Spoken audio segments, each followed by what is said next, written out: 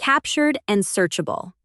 From live console alerts to centralized log servers, the full Syslog pipeline you need for CCNA and real networks. Narration.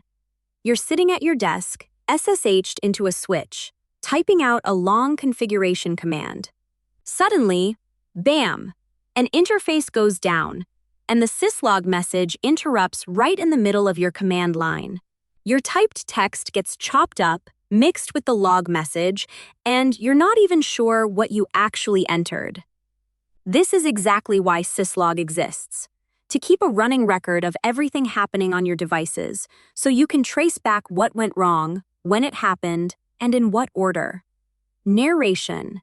Think of Syslog like a black box flight recorder for your network devices. SNMP gives you periodic health snapshots, CPU, memory, traffic rates, like a pilot checking instruments every few minutes. But Syslog is the continuous event log, who logged in, which interface flipped down at 2 a.m., what error preceded the crash. SNMP tells you something is broken. Syslog shows you the chain of events that led to it. Narration. When a device generates an event, Syslog can send that message to 4 different destinations simultaneously. First, the console line. Anyone physically plugged into the device sees it live, and this is on by default with logging console. Second, VTY lines. That's your SSH or Telnet sessions, controlled by logging monitor, which is also on by default. But here's the catch. Even though logging monitor is enabled, you won't actually see anything on your SSH session until you type terminal monitor in privileged exec mode. And that only applies to your one session. Disconnect and reconnect. You have to type it again. Narration. That interface interrupting problem we started with? There's a fix.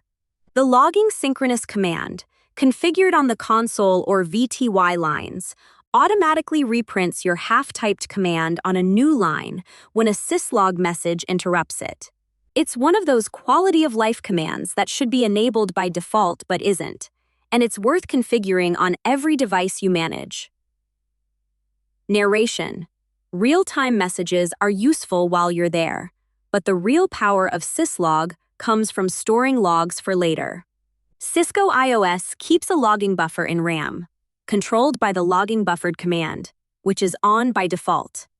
On an older 2960 switch, that buffer might be only 4,000 bytes, enough for about 35 messages before the oldest ones get overwritten in FIFO order. On a 9300, you're looking at over 100 kilobytes. Use show logging to check both the buffer size and read stored messages. But be aware, on a full buffer, you'll page through quite a bit of output before reaching the most recent entries at the bottom. Narration. For anything beyond a single device, you want logs going to a centralized Syslog server. You point the device at it with logging host and an IP address, controlled by the logging trap command, which is on by default. The device sends everything to UDP port 514. That's the standard Syslog port you need for CCNA. There's also a secure version over TLS using TCP port 6514, and the exam might test that distinction. Narration. Every Syslog message follows a consistent format, and being able to read one is an exam skill. Starting left, optional sequence number. You enable those with service sequence numbers in global config. Next, the timestamp, also optional by default on some devices, controlled with service timestamps log and either datetime or uptime as your time reference. Datetime is the more useful option for correlating events across devices, and you can add LEC time to use your time zone instead of UTC, or MES fake for millisecond precision. Narration. Then comes the mandatory part. %, facility-severity mnemonic: description. The facility tells you which component generated the message, like link, for interface events, SEC to a LIN for authentication. You don't need to memorize facilities for CCNA. Just recognize them in a message. The mnemonic is the specific event code, like up-down for an interface state change or changed for a manual shutdown. And the description gives you the actual details. Which interface? What happened exactly? Narration. Severity is where the exam really tests you. So pay attention here. There are 8 levels from 0 to 7, and the lower number means more severe, which is counterintuitive if you're used to other numbering systems. 0 is emergencies. System crash, demand immediate action right now. 1 is alerts. Something requires correction immediately too. 2 through 4 are critical, errors, and warnings.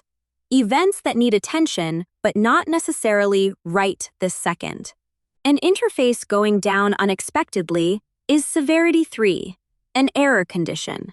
5 and 6 are notifications and informational, routine operational messages, like a user logging in or an interface manually shut down.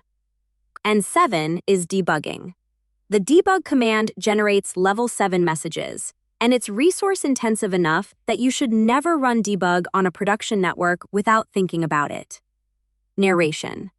Each Syslog destination has its own severity filter, and the defaults are different. Console logs at level 7 by default, capturing everything from 0 through 7. Monitor and buffer do the same, meaning VTY lines also get full debug output. But trap, that's your Syslog server connection, defaults to level 6 informational, which means it only sends 0 through 6 and intentionally drops the noisy debug messages.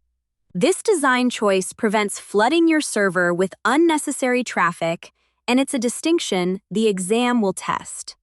Narration. You can tighten or loosen any of these filters by adding a severity level to the command. Logging console 4 and logging console warnings are equivalent. Both mean log everything from 0 through 4, the more severe events.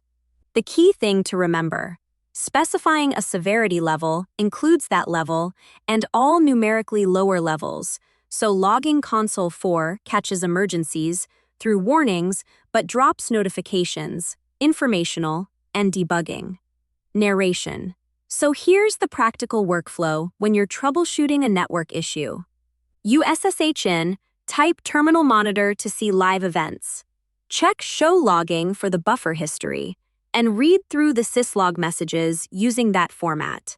Facility gives you context, severity tells you urgency, mnemonic identifies the event type, and description fills in what actually happened. If there's a pattern of interface flapping at severity 3, you've got your starting point for the real investigation. Narration. That's Syslog. From live console alerts to centralized log servers, message format, and severity levels that the CCNA tests you on. Next time a device event interrupts your command line, instead of frustration, think, that's Syslog doing its job. Configure logging synchronous so it doesn't break your workflow. Point devices at a central server with logging host and UDP 514 or TCP 6514 if you need TLS security.